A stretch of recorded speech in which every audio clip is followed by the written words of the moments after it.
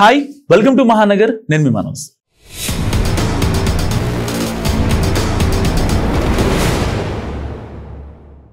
America అధ్యక్షుడు Donald Trump so ఈయన మొన్న జరిగిన రీసెంట్గా అమెరికా ఎలక్షన్స్లో ఎవరు గెలవాలి అనుకుంటే ప్రపంచం మొత్తం ఇంకా ఇండియా మొత్తం అక్కడున్న ఇండియన్స్ ఆయనకే ఓటేశారు. ప్రపంచం మొత్తం ట్రంపే గెలవాలనుకుంది. సో ఫైనల్గా ట్రంప్ గెలిచాడు, అంతా బాగానే ఉంది. ట్రంప్ గెలిచినప్పటి నుంచి అమెరికాకి ఇన్కమ్ ఎలా పెంచాలనే ఇదిలో పొరుగున ఉన్న దేశాలను తొక్కేద్దాం అవుతున్నాడు. సో రీసెంట్గా అన్ని దేశాల ఎక్స్పోర్ట్ అండ్ ఇంపోర్ట్స్ పైన ట్యాక్స్ పెంచాడు, అంతా బాగానే ఉంది. భారతదేశం పైన కూడా 26% పెంచాడు. దానివల్ల చాలా కొంచెం ఇబ్బంది అవుతుంది. కానీ వాళ్ళు అనుకున్నంత ఇబ్బంది అయితే భారతదేశం పడదు, ఎప్పటికీ పడబోదు కూడా, అది వేరే విషయం అనుకోండి. కానీ ఇలాంటి నేపథ్యంలో అమెరికా అధ్యక్షుడు ట్రంప్ ఇప్పుడు యుఎస్లో ఉన్న భారత విద్యార్థుల పైన పడ్డాడు. సో అది ఎలా అంటే, ఇంతకుముందు ఎవరైతే పార్ట్ టైం జాబులు చేసుకుంటున్నారో వాళ్ళ డే ఎక్స్పెన్సెస్ కోసం, లేకపోతే వాళ్ళ పర్సనల్ ఖర్చుల కోసమో, ఎవరైతే రెస్టారెంట్లలో ఇంకా వేర్ హౌస్లో జాబులు చేసుకుంటున్నారో వాళ్ళందరినీ కూడా ఆపించేశాడు. ఎవరైనా కనపడితే కాల్ చేస్తా అన్నట్టుగా బెదిరిస్తాడు. ఇక వాళ్ళంతా కూడా పాపం ఇప్పుడు చాలా ఇబ్బందులు పడుతున్నారు, ఇంటికాడ నుంచి పంపించే పరిస్థితి. సరే అంతా జరిగిపోయింది, అంతా కాదు. ఇప్పుడు ట్రంప్ యొక్క కొత్త స్లోగన్ ఏంటంటే, ఎవరైతే విద్యార్థులు ఉన్నారో ఆ విద్యార్థులంతా కూడా అమెరికా చట్టానికి లోబడి ఉండాలి. అదేంటి, మేము చట్టానికి లోబడే ఉంటున్నాం కదా, మేమేమి అసాంఘిక కార్యకలాపాలు చేయట్లేదు కదా అనుకోవచ్చు. కానీ ఇక్కడ ఏంటంటే, ఒకవేళ మీరు సిగ్నల్ జంప్ చేసినా, అప్పుడు సపోజ్ ఒక స్టేట్లో ఒక రోడ్లో, అంటే అమెరికాల గురించి చెప్తున్నా, ఈ రోడ్లో మనం 50 కిలోమీటర్స్ స్పీడ్తోనే వెళ్ళాలి. కానీ దానికన్నా ఎక్కువ మించినా సరే, లేదంటే తెలుసో తెలియకో ఎవరికన్నా మనం సిగరెట్ కానీ డ్రింక్స్ కానీ షేర్ చేసినా, లేదంటే వాళ్ళు మన మీద గట్టిగా ఫోకస్ పెట్టే ఛాన్స్ ఉంది. దేశద్రోహులు అనే ఒక ముద్ర వేసే మార్క్ కూడా ఉంది. సో అంటే దీని ఎండ్ ఆఫ్ ది రీజన్ ఏంటంటే, మన వీసా క్యాన్సిల్ చేయడం అనమాట వాళ్ళ పని. సో ఇదే పనిలో భాగంగా ఇప్పుడు ట్రంప్ అంటే వైట్ హౌస్ మొత్తం కూడా ఇండియన్ స్టూడెంట్స్ మీద బాగా ఫోకస్ పెట్టింది. సో ఇవి మనకి అంటే సిగ్నల్ జంప్ కానీ, లేకపోతే తెలుసు తెలియక సిగరెట్ తాగడం, ఇలాంటివి కొంచెం మనకి ఎంబారసింగ్ అనిపించవచ్చు. అది అంత పెద్ద తప్పేం కాదే, మన దేశానికి ద్రోహం ఏం చేయలేదు అనుకోవచ్చు. కానీ ఇక్కడే ఉంది కిటుకు.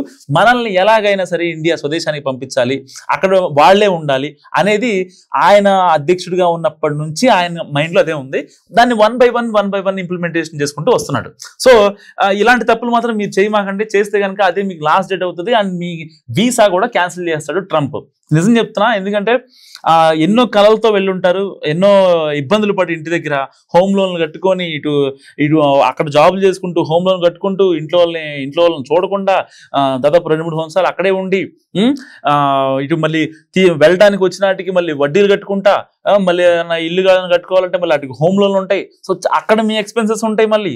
సో మళ్ళీ మీ చదువు, ఎన్ని ఇబ్బందుల్లో మీరు మాత్రం ఇలాంటి చిన్న పొరపాట్లు అయితే చేయకండి. చాలా జాగ్రత్తగా ఉండండి, రన్అట్ అసలు అవ్వకండి, మళ్ళీ ఇండియా వచ్చే ప్లాన్ అసలు చేసుకోకండి. సో ఒక రకంగా చెప్పాలంటే ట్రంప్ మనల్ని గట్టిగానే టార్గెట్ చేసాడని చెప్పాలి. అసలే తెక్కు ఉంది, దానికి ఒక లెక్క ఉంటుంది. సో అది ఇప్పుడు పీక్స్ లో ఉందన్నమాట. సో ఎప్పుడు ఎటువంటి నిర్ణయం తీసుకుంటారో, ఏ ప్రెసిడెన్షియల్ ఆర్డర్ మీద సంతకం పెడతారో, దాంతో ఎవరికి మూడుతుందో అర్థం కాక జుట్టు పీక్కుంటుంది ప్రపంచ దేశాలన్నీ కూడా.